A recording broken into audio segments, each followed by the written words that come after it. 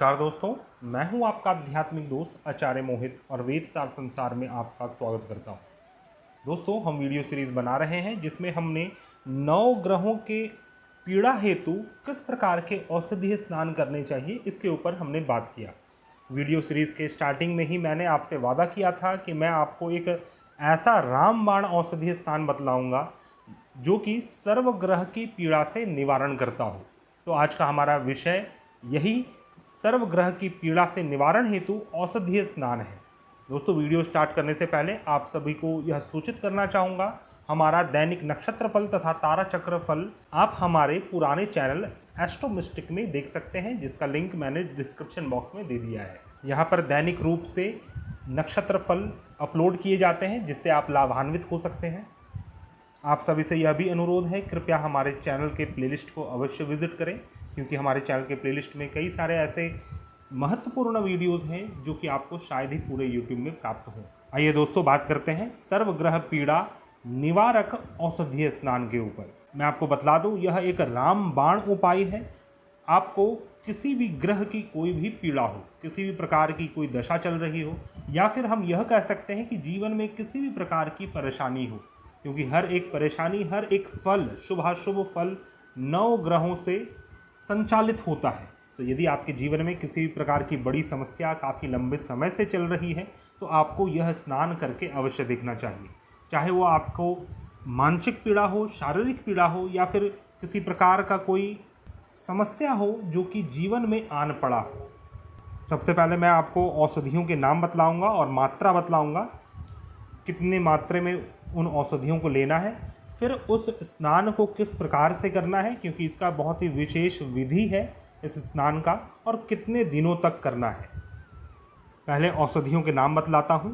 पहला औषधि है दुर्वा घास, अर्थात जिसे हम दुबड़ी कहते हैं या फिर दुबला घास कहते हैं, जो कि गणेश जी को अर्पण किया जाता है। तो दुबले घास का 21 जड़ आपको लेना है। आपको दुबड़ी नहीं लेनी है, आपको उसका जड़ लेना है। 21 पीस आपको जड़ लेना है दुर्वा घास का। दूसरा है बेलपत्र, 21 पत्ते आपको बेलपत्र के लेने हैं। तीसरा है चावल, 1 मुट्ठी भर चावल आपको चाहिए। चौथा है सूखा आंवला, सूखा आंवला भी आपको 1 मुट्ठी भर चाहिए। पांचवा है तुलसी का पत्र, 21 पत्ते आप तुलसी के ले सकते हैं, चाहे वो राम तुलसी हो या फिर श्याम तुलसी हो, या फिर दोनों तुलसी को मिलाकर आप 21 पत्ते ले सकते हैं। छठा है पीला सरसों, जो कि आपको 1 मुट्ठी भर लेना है। सातवां है नागर मोथा, यह एक प्रकार की जड़ी होती है जो कि आपको किसी भी पूजन स्टोर में प्राप्त हो जाएगा बहुत ही ईजिली। उसे भी आपको 1 मुट्ठी लेना है, या फिर आप 50 ग्राम ले सकते हैं। आठवां है हल्दी, हल्दी के 2 गांठ लेने हैं आपको। और 9वां है लाजवंती, लाजवंती का आप एक पौधा ला सकते हैं और पूरे पौधे को डाल सकते हैं, या फिर मैक्सिमम टू मैक्सिमम आप 21 पत्ते तो डालें ही। लाजवंती जिसे हम छुई मुई भी कहते हैं या फिर टच मी नॉट प्लांट कहते हैं।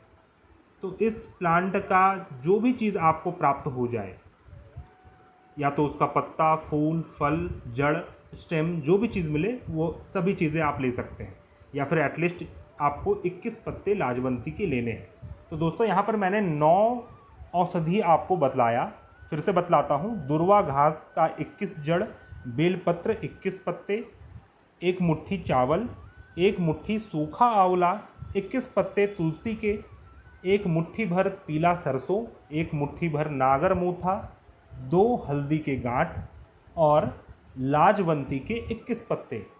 इन सभी वस्तुओं को आपको ले लेना है। इसका यूज़ करने का विधि थोड़ा सा अलग प्रकार से है, इसलिए आपको ध्यान से इसे समझ लेना है। जिस दिन आपको स्नान करना है उससे 1 दिन पूर्व रात्रि में आपको इन सभी वस्तुओं को एक मिट्टी के हांडी में रख देना है और उस हांडी में पानी भर देना है। इन सभी 9 वस्तुओं को मिट्टी के हांडी में रखकर पानी भर दें, और पानी भरने के बाद हांडी के मुंह को मिट्टी के ढक्कन से ही ढक दें। अब दोस्तों, आपको इसी हांडी से 40 दिन तक स्नान करना है। किस प्रकार से करना है बतलाता हूँ। सबसे पहले तो आप यह जान लें कि आपको यह स्नान अपने जन्म के नक्षत्र वाले दिन से स्टार्ट करना है और लगातार आपको 40 दिन तक करना है। इसके लिए कोई भी दिन या नक्षत्र देखने की आवश्यकता नहीं है, सिर्फ आपको अपने जन्म नक्षत्र वाले दिन से स्टार्ट करना है। अब दूसरे दिन, जिस दिन से आपको स्नान करना है, आपको लगभग 50 ग्राम इतना जल निकाल लेना है उस मिट्टी के हांडी से जिसमें आपने पानी भर रखा था, और पुनः उसमें 50 ग्राम शुद्ध जल आपको डाल देना है। और जो आपने 50 ग्राम जल निकाला था उसे शुद्ध जल में मिलाकर उसके बाद आप उसे स्नान कर सकते हैं। यदि आप इस स्नान को 40 दिन तक लगातार कर लेते हैं तो कैसा भी प्रतिकूल समय आपके जीवन में चल रहा हो, किसी भी अशुभ ग्रह की दशा आदि चल रही हो, वह बहुत ही शीघ्र शांत हो जाता है। इसमें कोई भी संशय नहीं है। मैं पुनः विधि को बतलाऊंगा। जिस दिन आपको स्नान करना है उससे एक दिन पूर्व सभी औषधि को आपको एक मिट्टी के हांडी में डालकर पूरा जल भर देना है और मिट्टी के ढक्कन से उसे ढक देना है। नेक्स्ट दिन, जिस दिन से आपको स्नान करना है, 50 ग्राम जल उसी हांडी से आप निकालें और उसमें 50 ग्राम शुद्ध जल भर दें, और जो जल आपने निकाला है उसे शुद्ध जल में मिलाकर आप उससे नॉर्मल स्नान कर सकते हैं। दोस्तों, यह उपाय बहुत ही सरल है, प्रभावशाली है और कम खर्चीला और प्रामाणिक भी है, अतः इसे आपको अवश्य आजमाना चाहिए। इसे आप यूज़ करके देखें, आपको अवश्य ही इससे ग्रहों के अशुभ फल से शांति मिलेगी। दोस्तों, ज्योतिष शास्त्र में ग्रहों की पीड़ा के निवारण हेतु कई सारे उपाय बतलाए गए हैं, जिसमें पूजन, मंत्र जप, दान, ग्रह जनित शांति तथा उनके अनेक प्रयोग, रत्न, रुद्राक्ष, यंत्र, कवच आदि धारण करना। लेकिन आपको यह शायद नहीं पता होगा कि ज्योतिष शास्त्र के प्रवर्तकों ने ग्रह जनित औषधीय स्नान को बहुत ज़्यादा महत्व दिया है। आप सोचते होंगे किस प्रकार कोई एक औषधि स्नान किसी जातक को ग्रहों की पीड़ा से मुक्ति दे सकता है, लेकिन मैं आपको बतला दूं, यह एक बहुत ही साइंटिफिक फॉर्मूला है। शायद आप जानते होंगे कि कई सारे ऐसे औषधि होते हैं जिसमें यह सामर्थ्य होता है जो आपके शरीर से जो हार्मफुल रेडिएशन है उसे भी निकाल दे।